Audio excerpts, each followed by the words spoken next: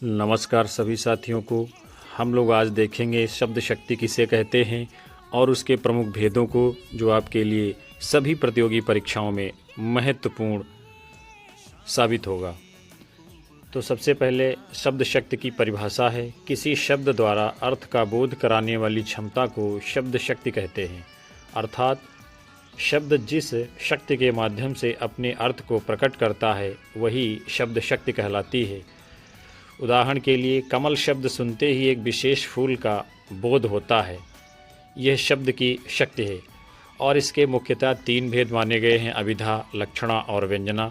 जैसे अभिधा शब्द शक्ति है, जब किसी शब्द से उसका मुख्य या प्रचलित अर्थ प्रकट हो वहाँ अभिधा होती है, और शब्द का सीधा और सामान्य अर्थ इसमें लिया जाता है, कोई गूढ़ या सांकेतिक अर्थ नहीं होता है। जैसे राम विद्यालय जाता है, बगीचे में फूल खिले हैं, गाय घास खाती है।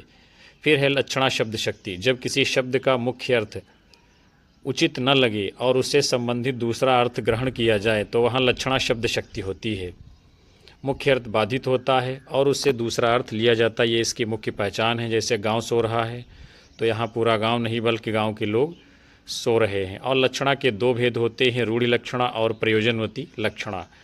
फिर है व्यंजना शब्द शक्ति, जब शब्द अपने मुख्य और लक्ष्यार्थ से अलग कोई गूढ़, छिपा या भावात्मक अर्थ प्रकट हो वहाँ पर व्यंजना शब्द शक्ति होती है। इसकी पहचान क्या है? अर्थ प्रत्यक्ष न होकर संकेत में होता है, भाव व्यंग विशेष अर्थ में छिपा होता है। जैसे सूरज ढल गया, केवल शाम होना ही नहीं बल्कि जीवन के अंत का संकेत भी हो सकता है। उसके घर का चूल्हा तक नहीं जला, यहाँ गरीबी का भाव व्यक्त हो रहा है। व्यंजना शब्द शक्ति के भी 2 भेद हैं, शाब्दी व्यंजना और आर्थी व्यंजना।